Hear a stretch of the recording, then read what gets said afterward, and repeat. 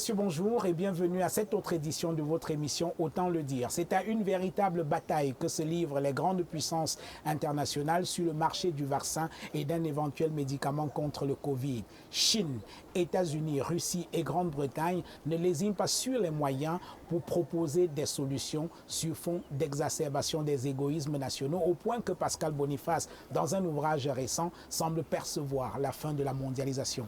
Et l'Afrique, elle semble absente, attendant de recevoir avec toute la commisération du monde les produits de la recherche des autres. Or, la crise du Covid-19, qui n'a pas provoqué sur le continent les hécatombes que beaucoup redoutaient, eût été l'occasion de faire valoir des solutions endogènes contre cette maladie. Comment le Cameroun et l'Afrique peuvent-ils prendre une part importante dans la diplomatie sanitaire par ces temps de Covid-19? Nous poserons la question à notre invité, Christophe Fouendi. Il vient de co-diriger un ouvrage consacré à la médecine traditionnelle en lien avec la pandémie du coronavirus. Mesdames et messieurs, merci de rester fidèles à Naya TV. Merci de regarder Autant le dire. Christophe Fouendi, bonjour. Bonjour, monsieur le journaliste. Merci de nous recevoir pour cet entretien. Je le disais en introduisant cette émission, vous venez de co-diriger la publication d'un ouvrage collectif avec le professeur Wilfried von Bacham. Le titre de cet ouvrage, c'est « La Covid-19, réalité et avenir de la médecine traditionnelle camerounaise ». Alors, qu'est-ce qui vous a modifié à publier et à travailler sur un tel ouvrage? Vous savez, la Covid-19 est un mal mondial. C'est un ennemi commun du genre humain. Ça a commencé en Chine et ça a envahi le monde. Donc, entre-temps, à travers le monde, en France et dans d'autres pays, et même africains, il y a eu le mot de l'intelligentsia. Il y a un certain nombre de livres qui sont sortis. Il a fallu que le Cameroun donne aussi sa voix dans cette course vers la recherche d'une solution. Le l'ayant dit, il fallait faire le bilan, n'est-ce pas, de la riposte camerouno-camerounaise. Surtout que le chef de l'État a encouragé dans son discours prononcé le 19 mai, oui, son adresse à la nation, il a encouragé les uns et les autres, n'est-ce pas, à trouver une solution endogène pour faire face à la pandémie. Vous savez qu'à cette époque, les hôpitaux étaient désertés et il fallait donc nous inscrire dans une démarche qui correspond à nos croyances, en la foi, n'est-ce pas, au pouvoir guérisseur et des plantes et des tradipraticiens. Voilà le contexte qui nous a amené à écrire ce livre. Alors, votre livre, on remarque une certaine pluridisciplinarité dans le choix des contributeurs. Il y a des juristes, publicistes comme vous-même, il y a des politistes, il y a des pharmaciens, il y a des médecins. Alors, pourquoi vous avez voulu faire une telle pluridisciplinarité dans cet ouvrage qui parle quand même de médecine? Alors, vous savez, j'aurais dû réécrire ce livre seul, oui, mais en fonction, en raison des expertises des uns des autres, parce que c'est des experts qui se sont prononcés sur des questions relatives à la science et à la santé à travers le monde au Cameroun et qui ont une voix. Donc, vous savez, la pluridisciplinarité est, n'est-ce pas, un moteur, un levier d'une démarche scientifique, oui, robuste, d'une démarche scientifique solide. Et c'est pour cette raison-là que nous avons eu donc à recourir à des experts des disciplines différentes. En réalité, il y en a ceux qui relèvent des sciences pures, oui, les mathématiques et autres, qui devait s'exprimer dans ce livre pour rassurer sur des questions qui font débat, comme la toxicité de nos remèdes, mais également l'innocuité de ces remèdes. Donc il fallait les associer pour qu'ils rassurent sur cet aspect-là. Et également les spécialistes des sciences douces ou des sciences humaines qui devaient donc là-dedans montrer que cette démarche qui est commandée par le chef de l'État de recourir à la médecine traditionnelle et surtout aux solutions endogènes est une démarche adaptée, n'est-ce pas, à nos croyances, à notre contexte. Et quand je parle de contexte, c'est le contexte de pauvreté, le contexte de rareté, le contexte de rareté des structures. Bien que l'État ait fait vraiment des efforts pour en avoir dans tous les coins du pays, mais pas partout, parce qu'il y a un problème de couverture géographique. Alors, venons-en au fait, je vais vous renvoyer à une interrogation du professeur Alain Didier Olinga qui a préfacé votre livre. Je le cite: la médecine traditionnelle, certes reconnue par l'OMS, mais toujours regardée tout au plus comme une version aménagée d'un charlatanisme toujours menaçant, ne vit-elle pas, grâce à la Covid-19, son heure de gloire? Que répondez-vous à cette question? Est-ce que la Covid-19 est en train de permettre à la médecine traditionnelle de vivre son heure de gloire? L'occasion fait le rallon.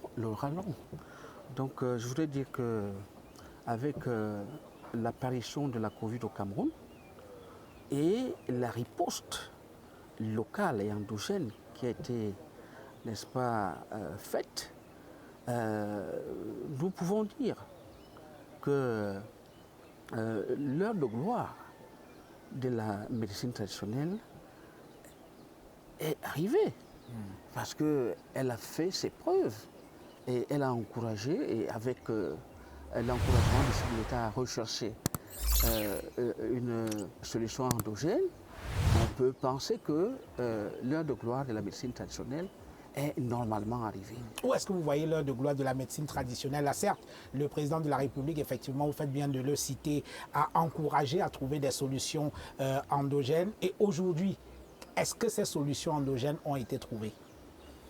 Bien sûr, vous vivez au Cameroun. Oui. Vous avez la solution de Monseigneur Cléda. Oui. Vous avez la solution du docteur Ndisamba Payou. Et d'autres qui se sont ajoutés, Longul Betara et bien d'autres qui s'ajoutent au fur et à mesure. Donc l'heure de gloire est arrivée parce que cette histoire de la médecine traditionnelle, on en parle depuis. Oui. Il y a toute une décennie de la médecine traditionnelle. 2014-2023, c'est l'OMS qui a institué cette décennie. Il y a une décennie de la médecine traditionnelle en Afrique, instituée par les chefs d'État. Donc, et je dois vous avouer que ce n'est pas une mince affaire parce qu'au Cameroun, par exemple, ces 5 décennies, on a commencé à penser, à clarifier les choses dans ce secteur depuis les années 70. Ça fait 5 décennies, plus de 5 décennies. Donc maintenant que l'heure est arrivée pour que la médecine traditionnelle puisse s'exprimer, puisqu'elle s'est exprimée, vous savez, au début de la crise sanitaire actuelle, une fois qu'elle s'arrive, les hôpitaux ont été... Il y avait un vent de panique dans les hôpitaux. Et partout, les gens partaient de l'hôpital parce qu'ils pensaient que cette maladie avait un lieu de prédilection là-bas. Ils sont partis et c'est alors que les praticiens ont proposé des formules qui ont permis, n'est-ce pas, de résister à la pandémie. Vous savez, il y a eu des rumeurs, non pas des rumeurs, des déclarations fortes de la communauté internationale. Ils disaient qu'il allait y avoir une catastrophe en Afrique. Oui. C'est grâce à cette médecine. On a annoncé une hécatombe en Afrique qui n'a pas eu lieu. Elle n'a pas eu lieu.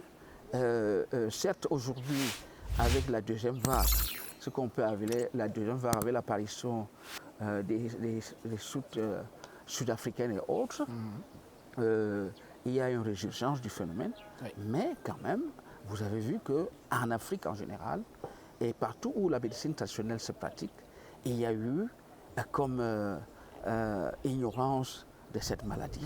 Alors, un petit rappel quand même de la situation du Covid-19 au Cameroun. Aujourd'hui, c'est 61 731 personnes atteintes du Covid, 35 261 personnes guéries, 919 décès malheureusement. Ce n'est pas véritablement l'hécatombe annoncé, mais c'est quand même important. C'est inquiétant aussi, non? Mais c'est très inquiétant. Oui. Le gouvernement a mis en place un plan de riposte avec les mesures barrières, la distanciation et autres. Il faut que les gens s'adaptent, qu'ils appliquent cela. Ce n'est pas parce que nous avons des solutions traditionnelles que nous ne devons pas nous méfier de cette maladie. Nous ne devons pas nous éloigner, n'est-ce pas, de ces morts qui se sont multipliées aujourd'hui. Donc, mais, vous savez, nous avons d'autres maladies. Le paludisme tue plus que cette maladie. Le Nous VIH-Sida. ne faisons pas le VIH, ne faisons pas comme si cette maladie, enfin cette pandémie est venue mettre ou éliminer toutes les autres maladies. C'est la tendance d'ailleurs mondiale. Et également, par rapport au nombre des décédés, est-ce qu'il y a une comparaison avec ce qui se passe dans des pays où les systèmes de santé sont réputés plus solides? Ils ont plus de lits, ils ont plus de médecins. Il n'y a pas de comparaison. Oui. Alors, dans votre livre, pour revenir au Covid-19, vous avez parlé tout à l'heure des solutions proposées par le monseigneur Samuel Cléda, le docteur Ndi Samba, le docteur Euloge Yanini et beaucoup d'autres. Mais on remarque dans votre livre, sous la plume du professeur Bacham, une forme de prudence, d'hésitation, de circonspection et même d'atermoiement de la part face à toutes ces solutions. Parce que le professeur Bacham, il l'écrit, je le cite dans cet ouvrage, il dit que toutes ces thérapies, toutes ces solutions ne constituent pas une thérapie contre le Covid-19, mais des simulateurs du système immunitaire. Donc ce ne sont pas, selon votre co-auteur, de véritables solutions thérapeutiques, ce qui a été proposé jusqu'à présent. Mais écoutez, lorsqu'il le dit à dessein. Parce que nous sommes dans un environnement qui est dominé et prédominé par la médecine moderne, Oui. dont les tenants, depuis l'époque coloniale, passent le temps à dénigrer nos valeurs, nos traditions, nos avoirs, nos avoirs. Et donc, nous sommes dans un contexte. Il faut prouver que nos remèdes, que notre manière de réagir face à la maladie est une manière qui suit une démarche scientifique. Oui. Et si vous lisez, Alors justement, si vous lisez mon premier livre, oui. nous avons abordé également cette question en disant qu'il vaut mieux qu'on réglemente la médecine traditionnelle, Oui. que l'État ait un regard plus bienveillant Oui. sur cette manière de réagir face à la maladie qui nous vient de nos ancêtres et qui a eu à soigner depuis des âges les populations en Afrique sans la présence de la médecine moderne. Oui. Alors, les choses ont quand même un tout petit peu évolué. Excusez-moi, on va revenir à la question de la réglementation du secteur de la médecine traditionnelle au Cameroun. Vous y avez consacré vous-même tout un article. Mais est-ce qu'on n'est pas là au cœur même du problème de la médecine traditionnelle au Cameroun et probablement en Afrique? Parce qu'on est plus dans l'ordre de l'intuition, de la croyance, plutôt que dans une démarche rigoureusement scientifique. C'est une faiblesse, non? Ben, vous savez, faiblesse... Croyance, intuition, le ressenti, c'est pas très scientifique ça. La science, en dehors de... c'est un problème de démarche. Oui. Nous avons notre vision du monde, qui n'est pas la même que celle de l'occidentaliste, de l'occidental. Donc c'est un problème. Le problème, c'est que l'État, vous savez, La santé des populations relève des gouvernements. L'État a une obligation de veiller à la santé des populations. C'est ce que l'ONU de la maladie, qui s'appelle l'OMS, prévoit dans sa constitution. Tout à fait. C'est un devoir régalien de l'État. Alors, l'État pêcherait à ne pas encadrer ce type de médecine si nous continuons à exercer, à vivre dans une forme d'informel. De l'informel. Oui. Donc, et les pouvoirs publics camerounais, ils en sont conscients depuis les années 70. Oui. Maintenant, il faut... La lenteur administrative n'est pas que une faiblesse, mais c'est également une manière de bien se positionner, d'aller attraper la bête de manière consciente et sincère. Donc, je dirais que la médecine traditionnelle, c'est notre forme de réagir face à la maladie. Elle a fait ses preuves, nul ne peut en douter, et même aujourd'hui, ce que je préconise dans mon ouvrage, Le droit à la santé au Cameroun, c'est que l'État encadre mieux ce type de médecine, qui est une spécialité qui a des affections qui se trouvent vaincues en recourant à elle. Parce que la médecine moderne ou conventionnelle n'arrive pas à résoudre tous les problèmes de santé. Il y a plein de maladies qui sont soignées. Par exemple, la rate, elle est mieux abordée et mieux soignée par la médecine traditionnelle que par la médecine des Blancs. Alors, l'autre difficulté, c'est bien là. Vous savez très bien tout le processus de validation d'un médicament dans la médecine conventionnelle. Il y a un protocole, c'est assez rigoureux, précisément parce qu'on parle quand même de la santé et de la vie des gens. Or, on a le sentiment qu'il suffit de déclarer publiquement qu'on soigne telle ou telle chose, que 2 ou 3 personnes disent avoir été soignées pour qu'on pense qu'effectivement telle ou telle potion soigne.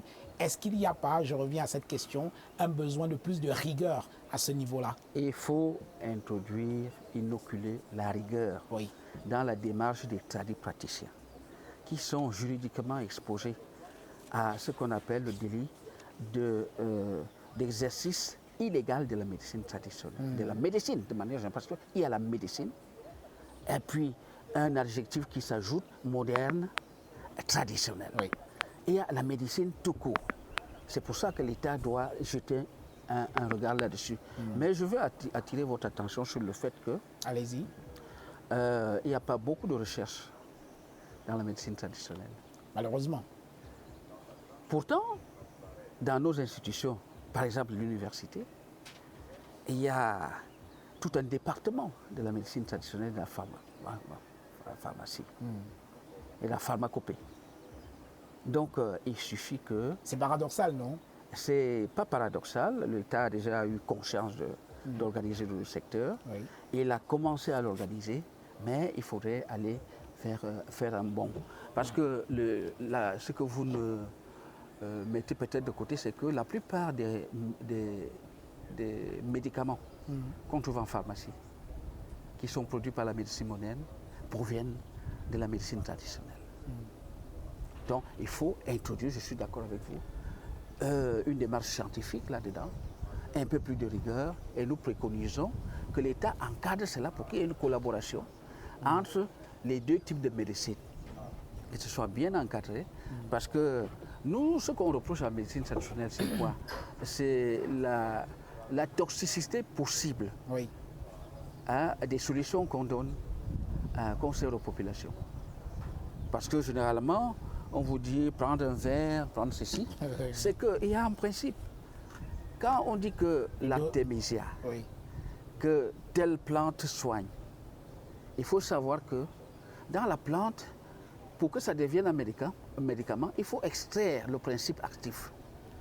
Donc, débarrasser cette écorce de tout ce qui est inutile et tirer le principe actif qui permet, n'est-ce pas, de soigner. Mais je veux également dire que même avec les remèdes de la médecine conventionnelle, Oui. vous savez qu'il y a, ils ont déjà fait cela, ils ont fait ce chemin à travers, n'est-ce pas, la démarche scientifique, Oui. pour savoir que à partir de telle dose, ça devient un poison. Parce que un remède, un médicament est un poison. Il faut le savoir. S'il est mal utilisé. S'il est mal utilisé. Vous prenez la nivaquine, vous prenez tel remède, vous le prenez, vous savez que les gens s'intoxiquent. Ceux qui veulent se tuer, se suicider, ils prennent des remèdes. Oui. Ils prennent toute une boîte. Oui.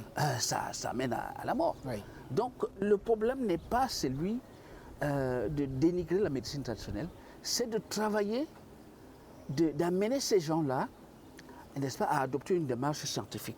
Et l'OMS a mis en place des procédés pour que on arrive aux médicaments traditionnels améliorés, MTA. Mais il faut une collaboration entre les deux types de médecine pour que les uns et les autres travaillent ensemble, comme cela se fait déjà en Afrique de l'Ouest, et ainsi de suite. Et là où ça a été réglementé, pour au plus grand bénéfice des populations. Donc ce que vous préconisez, c'est qu'il y ait une espèce de synergie entre la médecine traditionnelle et la médecine dite moderne ou conventionnelle. Vous m'avez bien compris. Oui. Et ce qui doit organiser tout cela, c'est l'État. Est-ce que vous avez le sentiment que l'État joue son rôle? L'État joue son rôle au Cameroun. D'abord, le président de la République, Oui. le 19 mai. Ah, il ne suffit pas seulement de le dire. Hein. Il a dit dans les discours, que de choses n'a-t-il pas dit dans son discours, mais sur le terrain... Mais il existe des institutions, c'est ça. Hein, je vous ai parlé de la présence à la faculté de médecine de tout un département de la médecine traditionnelle, de la pharmacopée. Oui. Il y a un certain nombre de structures. Oui. Il y a l'ANACOM, l'INPM. Et toutes ces structures-là, c'est pour, n'est-ce pas, promouvoir la santé.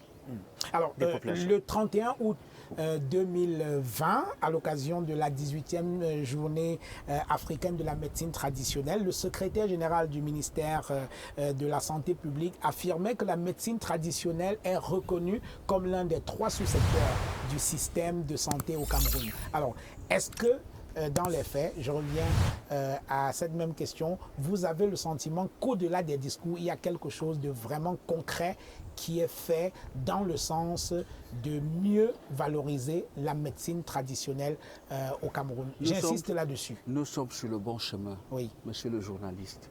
Que de réunions, de rencontres il y a eu. Oui.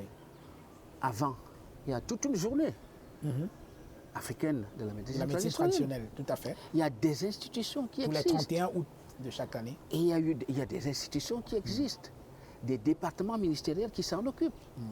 Je peux vous citer 3. Le ministère de la Santé, où il existe toute une structure qui s'occupe de la médecine traditionnelle. Absolument. Et il y a le ministère de la Recherche scientifique. Il y a le ministère de l'Enseignement supérieur qui assure la tutelle, n'est-ce pas, des facultés de médecine. Donc, il y a beaucoup qui est fait. Et il y a eu des rencontres entre parlementaires et la médecine traditionnelle. Vous avez vu dans mon chapitre, le chapitre que je développe, oui. Toutes ces étapes, post-Covid, anté-Covid, et vous avez vu la démarche. Oui. Et il y a même un réseau de parlementaires qui encourage l'évolution vers, n'est-ce pas, l'accomplissement.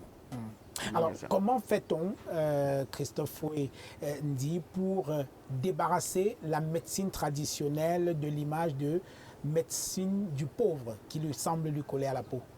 Bon, médecine du pauvre, ça lui colle à la peau et ça correspond bien à la réalité. Oui. Vous savez, nous avons un problème. Dans nos pays, c'est les normes OMS. Tous les 5 km, dans un rayon de 5 km, on doit avoir une structure hospitalière. Est-ce le cas? C'est loin d'être la réalité. Hein. Parce que nos États n'ont pas de moyens. Et encore que, même en Europe, il existe ce qu'on appelle des déserts médicaux. Absolument. Vous pouvez avoir des structures. Et la crise du coronavirus a montré un peu parfois le retard infrastructurel de certains pays développés en matière de santé. Voilà, dit développés en matière de santé. Oui. Donc, vraiment, l'État fait ce qu'il a fait. Il suffit seulement d'accélérer le processus pour qu'on puisse enfin arriver à l'encadrement juridique de la médecine traditionnelle. Alors vous-même, parlons justement de cet encadrement juridique. Je le disais tout à l'heure, vous avez signé un article dans votre ouvrage, cet ouvrage collectif-là, sur la réglementation de la médecine traditionnelle au Cameroun. Et lorsqu'on lit votre ouvrage, on se rend bien compte que sur le plan réglementaire, on est dans le flou le plus total. Qu'est-ce qui fait problème à la codification de la médecine traditionnelle au Cameroun? Je vais rectifier, nous ne sommes pas dans le flou total. Me référant à ce que je viens de dire tout à l'heure, parce que l'État du Cameroun fait beaucoup. Et je vous dis, ils ont avec les parlementaires et le gouvernement qui essaient de bien serrer les choses pour arriver enfin à la réglementation de la médecine sociale. Mais ce n'est pas encore le cas. Ce n'est pas encore le cas. Oui. On peut dire que la situation c'est laquelle, c'est que la médecine traditionnelle, elle est reconnue. C'est l'un des 3 secteurs, vous-même vous l'avez dit. Absolument. Des sous-secteurs de la santé. Mais seulement, il y a encore un flou, je reviens à vous, dans la médecine traditionnelle. Pourquoi? Parce que quand Monsieur le Président de la République encourage les Camerounais à rechercher un traitement qu'il appelle la solution endogène, il y a quand même un problème parce que et cela, c'est un problème qui existe partout. Et je vais vous dire, ce n'est pas que dans la médecine traditionnelle. Parce qu'il y a ce qu'on appelle les charlatans ou le charlatanisme. Il y a des gens, des vendeurs d'illusions, qui s'introduisent dans le secteur. Ce secteur qui est très délicat et qui, sans avoir la qualité, prétendent pouvoir soigner, prodiguer des soins. C'est ça le problème. Parce qu'on peut aller prendre cette eau, on vous donne, on vous dit ça soigne le sida, ça soigne ceci, ça soigne cela. Le problème c'est, combien sont-ils les médecins traditionnels? Où sont-ils?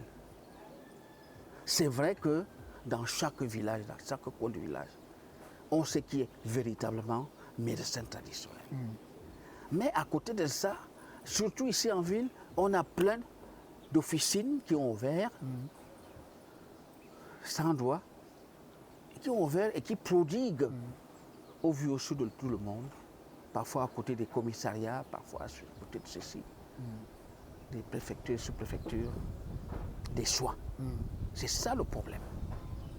Il faut qu'on puisse arriver à bien maîtriser leur nombre, leur situation sur le terrain, à pouvoir, n'est-ce pas, canaliser les énergies pour que leur donner quelque chose de la médecine moderne.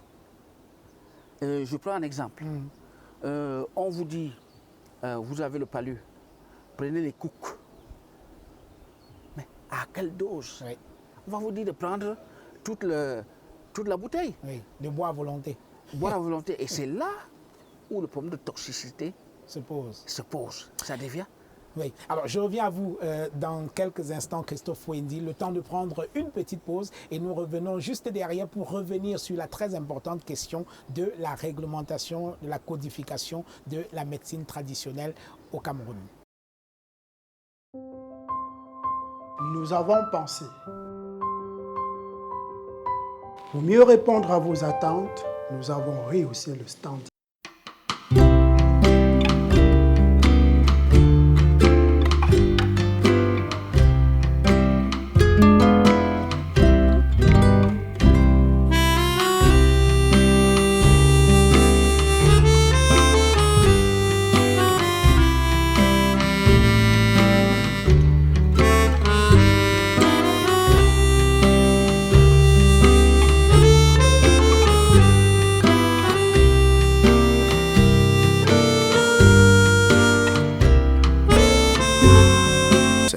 Better than what you imagine.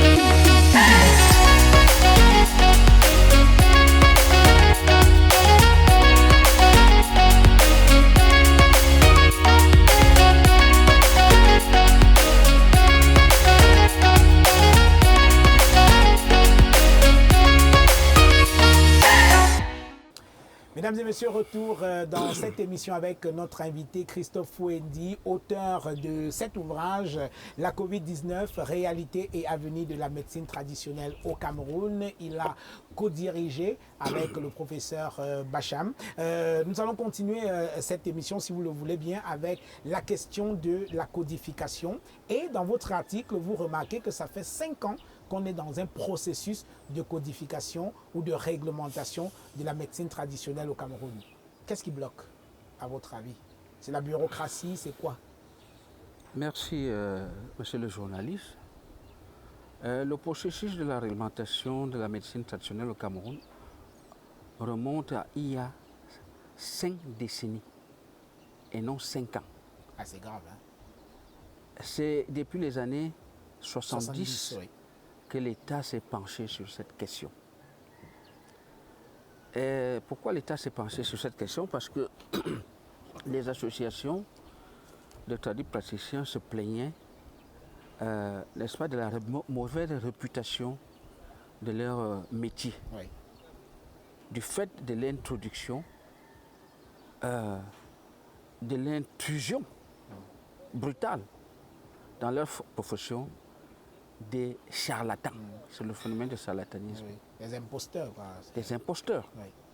Et je dois dire qu'ils ne sont pas les seuls à avoir des charlatans. Parce que la médecine moderne a aussi ses charlatans. Vous avez plein de gens qui ne sont pas médecins. Parce que pour être médecin, il y a toute une loi de 90 qui réglemente, n'est-ce pas, l'accès à cette profession. Et il faut être inscrit à l'ordre des médecins. Alors, justement, au niveau de la codification, le problème avec la médecine traditionnelle aujourd'hui, c'est que tout le monde peut se présenter comme médecin traditionnel, comme praticien, parce qu'il n'y a pas une loi qui réglemente l'accès à cette profession. Vous avez remarqué vous-même, un médecin, pour exercer, doit être inscrit à l'ordre, en plus d'avoir son diplôme de médecin. Et dans la médecine traditionnelle, on fait comment? Dans la médecine traditionnelle, c'est pas... D'où la question de la codification. Oui, la question de la codification tient de cet accès à la profession. Qui peut être réputé être praticien? Oui. Comment on accède à cette profession? Généralement, vous savez que la tradition en Afrique, et au Cameroun en particulier, est dominée par l'oralité. C'est ça. À part certaines civilisations, Bamoun et autres, il n'y avait pas d'écriture. Oui. Donc tout se transmet de père en fils, de génération en génération.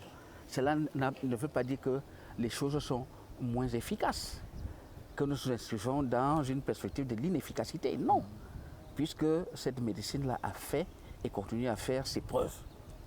La preuve, c'est que votre fille, votre enfant a la fièvre, au fait de la fièvre, il va à l'hôpital de la Caisse ou à l'hôpital général, au central, ou dans un dispensaire.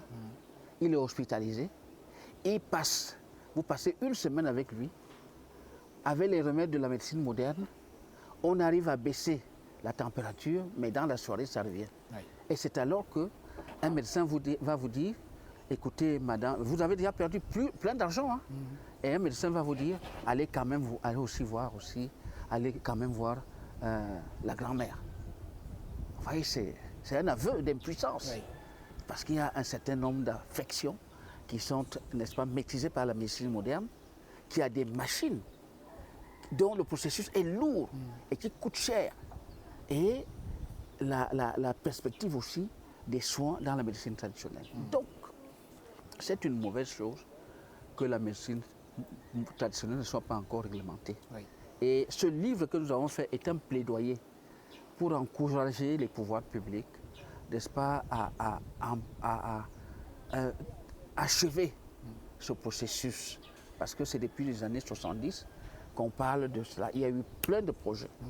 Et quelque part, on disait que le problème de la codification de la médecine traditionnelle au Cameroun, elle est dans un couloir administratif, un couloir législatif depuis plusieurs années. C'est la phrase que j'avais lue. Oui. En fait, c'est ça. On n'a pas encore codifié. Et le Cameroun n'est pas le seul. Oui. Même le Sénégal, ils ont bâti un projet de loi qui a été débattu en Conseil des ministres, qui est arrivé à l'Assemblée, contrairement à l'Assemblée du Cameroun, qui est favorable à l'érection d'un texte législatif, l'Assemblée a rejeté. Jusqu'à aujourd'hui, ils sont comme le Cameroun, ils n'ont pas encore réglementé cette médecine. Ce n'est pas une particularité du Cameroun. Alors je vais me faire, pour une fois, l'avocat du diable. Je vais essayer de défendre les pouvoirs publics. Est-ce que la difficulté qu'on a à réglementer la médecine traditionnelle au Cameroun ne tient pas à la nature même de la chose? On est dans un domaine qui ne repose pas sur une démarche scientifique reproductible, comme on le dit souvent, mais plutôt sur des théories, des croyances, des pratiques spirituelles qui varient d'un individu à un autre, d'une culture à une autre. Comment est-ce qu'on fait pour codifier un domaine aussi, voilà, qui soit si difficile? C'est le langage que je vous tiens. Oui. D'abord, pour rectifier, les pouvoirs publics ne sont pas le diable. Oui, c'est juste une façon de parler, oui. Et les pouvoirs publics prennent leur temps pour arriver à réglementer cette médecine qui est complexe. Ça fait 5 décennies que ça dure. Hein. Qui est complexe. Oui. Et je vous dis que ce n'est pas que le Cameroun qui est dans ce couloir-là. Oui. Et je veux dire également que l'une des questions que je pose dans mon chapitre, parlant de la réglementation, c'est également de susciter une sorte d'audit des pays qui ont déjà eu à réglementer ce secteur. Oui. Et s'inspirer de ce qui a été fait ailleurs. Voilà. Oui. Est-ce que dans ces pays-là, où nous avons moins de charlatans, nous avons plus d'expansion des tradipraticiens, est-ce que, voilà, c'est des questions que je pose. Donc le gouvernement, et je vous ai dit qu'il y a à l'Assemblée nationale du Cameroun, au Parlement, disons le Parlement, parce que le Parlement, il est bicaméral. Il est bicaméral, c'est le Sénat, c'est la Chambre nationale basse. Donc il y a tout un réseau de parlementaires qui veulent pousser le gouvernement à finalement présenter enfin un texte. C'est qu'il y a plusieurs approches pour cela. C'est une question complexe, oui, mais une question très utile pour laquelle nous avons fait cet ouvrage et pour que nous faisons donc un plaidoyer pour que la démarche qui a été entreprise, avec l'accélération qu'a induite, n'est-ce pas, l'arrivée de la pandémie du Covid, qu'on puisse rapidement, enfin, libérer les vannes, faire en sorte que nous ayons cette réglementation. Alors, dans le cadre, effectivement, de cette réglementation, rappelons que le représentant du ministre de la Santé publique s'exprimait, je crois que c'était en juillet de l'année dernière devant l'Assemblée nationale, si je ne m'abuse, et il affirmait effectivement que le processus de réglementation de la médecine traditionnelle était sur les rails et que dans les prochains... Bon, les choses pourraient s'accélérer. Il faut aborder la question avec optimisme. Le gouvernement est conscient. Les pouvoirs publics sont en train parce qu'il faut... cette question de l'alimentation est complexe. Pourquoi? Est-ce que quand on va réglementer, ce sera en calquant l'organisation de la médecine moderne, alors qu'il s'agit de nos avoirs et nos savoirs? Oui. Les savoirs culturels, ancestraux, spirituels. Donc il faut pouvoir, n'est-ce pas, générer une démarche spécifiquement... C'est un domaine tout à fait spécifique. Hein. Oui, spécifiquement camerounaise, avec le génie camerounais, pour qu'on mette en place une réglementation qui soit adaptée à nos croyances et à la foi que nous avons en le pouvoir guérisseur et des plantes et de ces guérisseurs-là, des tradipraticiens. Alors aujourd'hui, avec la crise du Covid-19, on voit une véritable bataille géopolitique aujourd'hui entre les grandes puissances internationales à travers la découverte d'un vaccin, probablement d'un médicament bientôt, et l'Afrique est absolument absente. Comment est-ce qu'on peut expliquer ça? Est-ce que l'Afrique n'est pas en train de rater une belle occasion de pouvoir faire valoir sa propre expertise médicale? Non, l'Afrique ne peut pas aller au rendez-vous n'est-ce pas, des nations, hein, du donner, du recevoir sans rien. Il y a une spécificité africaine. Nous avons nos écorces, nos avoirs, nos savoirs, comme nous l'avons dit tout à l'heure. Il faut justement que les conditions soient réunies pour qu'il n'y ait plus de recherche dans le domaine de la médecine traditionnelle, qu'il y ait une collaboration entre les spécialistes de la médecine moderne et les spécialistes de la médecine traditionnelle.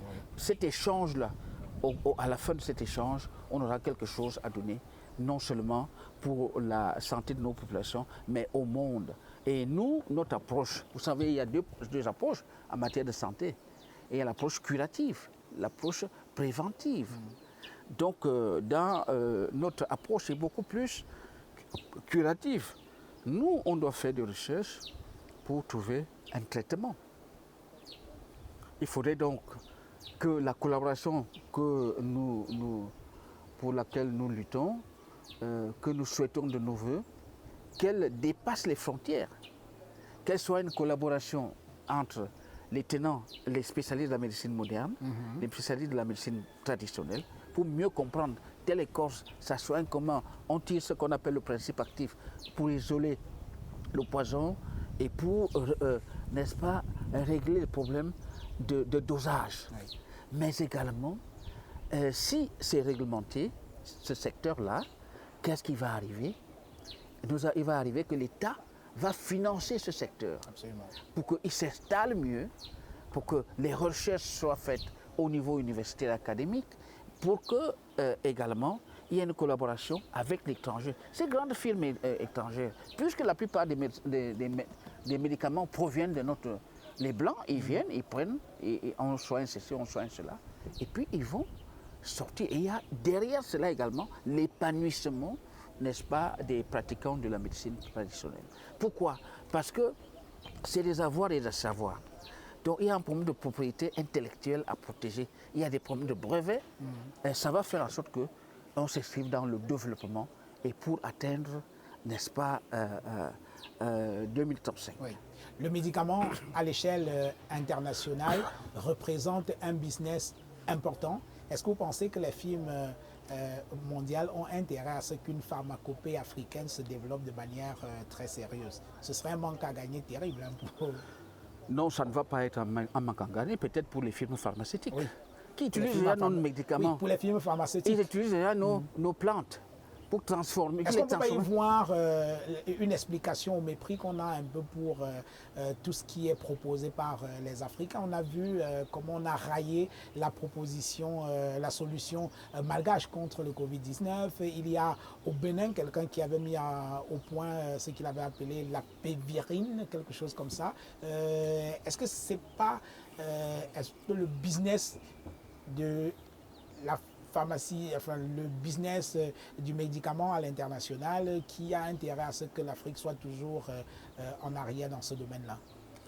Ben, écoutez, monsieur le journaliste, d'abord il faut savoir qu'il existe un commerce mondial du médicament, oui. De nos plantes, oui.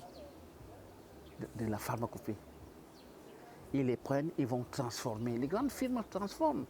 Il ne faut pas que ce soit l'apparence. Ils utilisent nos plantes pour les transformer en médicaments qui nous viennent dans nos pharmacies. Voyez-vous? Il existe un commerce mondial du médicament. C'est pour ça que si on développe la médecine traditionnelle, la collaboration entre les spécialistes de la médecine moderne et la médecine traditionnelle, on aura chez nous ce qu'on appelle des jardins botaniques. Oui. Parce qu'on va, n'est-ce pas, avoir des plantations, des plantes médicinales qui soignent, que nous allons vendre à l'étranger. Oui. Ça va rapporter des devises, n'est-ce pas, à notre pays, comme l'or rapporte des devises, comme le pétrole rapporte des devises, ainsi de suite. Donc, le problème du dénigrement remonte à la période coloniale. Les tradipraticiens étaient pourchassés. Chaque fois que le blanc, le colon, qui était de connivence avec le prêtre, chaque fois que il y avait un tradipraticien quelque part, on le chassait, on les mettait en prison. Oui. On les pourchassait parce qu'ils voulaient mettre en place un système spirituel, un système de la civilisation occidentale.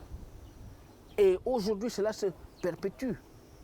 nos frères qui ont été formés sous la bannière de la médecine moderne, eux-mêmes dénigrent notre médecine. Et on pourrait dire que c'est des ambassadeurs, n'est-ce pas, des valeurs occidentales. Pourtant, la nuit, monsieur le journaliste, tout le monde va voir le praticien. Tout le monde. Même les docteurs en médecine. Oui. Pour leurs enfants. Quand ça n'a pas donné à l'hôpital, on va voir grand-mère. Il y a les accoucheuses traditionnelles. On a des antibiotiques parmi nos arbres. On a des gens qui sont spécialisés pour soigner, qui sont des kinésistes, thérapeutes. Hein? Vous avez votre os a un problème, ils vous rectifient ça.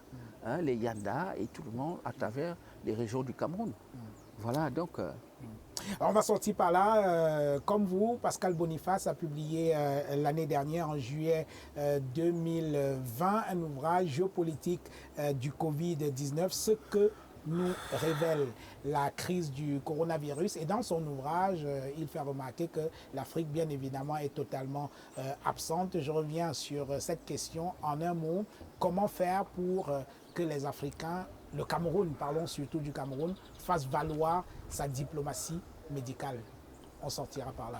Alors, c'est la clé, c'est la réglementation de la médecine traditionnelle qui permettra d'extirper, de mettre de côté, à travers la réglementation et l'institutionnalisation ou la sortie d'un code de déontologie qui pourra dire qui est médecin. Organiser le secteur pour qu'on sache comment, par quelle voie on accède pour devenir tradipraticien. Et vous savez, comme je l'ai dit au départ, notre tradition est une tradition de l'oralité. Il faudrait qu'on sorte de l'oralité pour qu'on puisse perpétuer cette médecine. Sinon, les détenteurs de ces savoirs et avoirs vont tous mourir. Oui. Il ne restera rien. Il faut que l'État intervienne, c'est un devoir régalien de l'État du Cameroun. Merci Christophe Fouendi. On va bientôt conclure cette émission. Je rappelle votre livre, La Covid-19, réalité et avenir de la médecine traditionnelle camerounaise. C'est un ouvrage collectif dont vous avez co-dirigé la publication avec le professeur Fon Bacham. Et je rappelle que ce n'est pas votre unique ouvrage. Vous vous intéressez à la santé depuis votre thèse de doctorat en droit public. Un autre ouvrage signé Christophe Fouendi, Le droit à la santé au Cameroun. C'est un ouvrage qui est tiré de votre thèse de doctorat. Qu'est-ce qui, en quelques mots, peut justifier votre intérêt pour les questions de santé, alors qu'originellement, sur le plan scientifique, vous êtes juriste publiciste? C'est un penchant. Je m'intéresse aux problèmes de santé parce que il n'y a pas une réelle couverture géographique. Je vous ai dit, vous avez 5 km, un hôpital, oui, ou une structure sanitaire, mais dans nos pays, il y a ce qu'on appelle les déterminants de la santé. Oui. Vous avez les routes, les conditions sanitaires, l'eau, il n'y a pas d'eau potable, il n'y a pas de route. Imaginez un serpent qui mord quelqu'un, pas à 100 km, oui, ici, à côté, à Fanoyo. Le temps d'arriver à l'hôpital, il est mort. Il est mort. Parce que l'hôpital est à une distance considérable. La santé, oui, parce que l'hôpital a une distance. Or, il y a des tradipraticiens dans tous les coins de notre pays. Ce qui n'est pas le cas pour avec la médecine moderne. Avec la médecine moderne. Autre publication, cette fois sous l'égide de EcoPac, on en parlera, c'est le rapport sur l'état de l'environnement au Cameroun 2019, un rapport sur lequel vous avez travaillé avec Frédéric Foka, voilà, Frédéric Foka, avec qui vous avez dirigé la publication de ce rapport sur l'état de l'environnement au Cameroun 2019. Tiens, on parlait de EcoPac, nous sommes ici à EcoPac, c'est chez vous. Alors, parlez-nous de cet endroit. C'est quoi EcoPac? Comment vous définiriez cet endroit? La vision, c'est que cet endroit sera soit le paradis du Cameroun, au paradis du Cameroun. au l'un des paradis du Cameroun. Vous savez que le Cameroun est l'Afrique en miniature. Oui, Et Ecopark est le Cameroun lui-même en miniature. Pourquoi? Parce que nous avons voyagé à travers le monde oui, et nous avons vu tout ce qui s'y passe.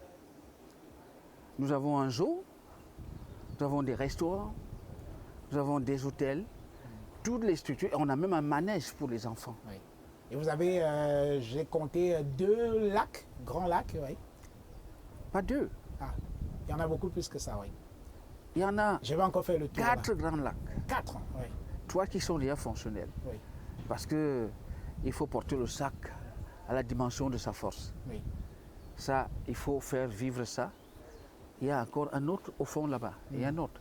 Et ici, parlant de lac, on pratique ce qu'on appelle la pêche sportive. Oui. Vous pouvez venir pêcher ici, en groupe, individuellement. Vous pouvez manger du poisson d'Ecopark. Et nous avons voulu, il y a même un zoo, nous avons voulu, n'est-ce pas, à la suite de l'appel que le chef de l'État avait fait après le commissariat pastoral, il avait demandé, il avait dit, il avait fait le constat, on importe beaucoup de maquereaux, Oui. il nous manque du poisson qui est très riche en protéines et nous avons des vastes étendues qui ne sont pas cultivées, qui ne sont pas valorisées. Nous avons des marécages. Il a demandé à tout le monde d'investir, de renverser la tendance, qu'on ne puisse plus, n'est-ce pas, importer trop de maquereaux, mais qu'on puisse produire nous-mêmes localement du poisson. C'est de là que Ecopark naît. Et Ecopark existe depuis combien d'années? 7 ans 7 ans. après le comité agropastoral Oui. des Boulevards. En tout cas, l'endroit est magnifique. Mesdames et messieurs, nous vous proposons, pour sortir de cette émission, quelques images d'Ecopark. La visite en vaut le détour. Merci de nous avoir reçus ici chez vous. Ben, je vous en prie, vous êtes toujours les bienvenus. Merci. Voilà. Mesdames et messieurs, merci de nous avoir regardés. Je vous donne rendez-vous la semaine prochaine avec un autre invité et ce sera toujours avec le même plaisir.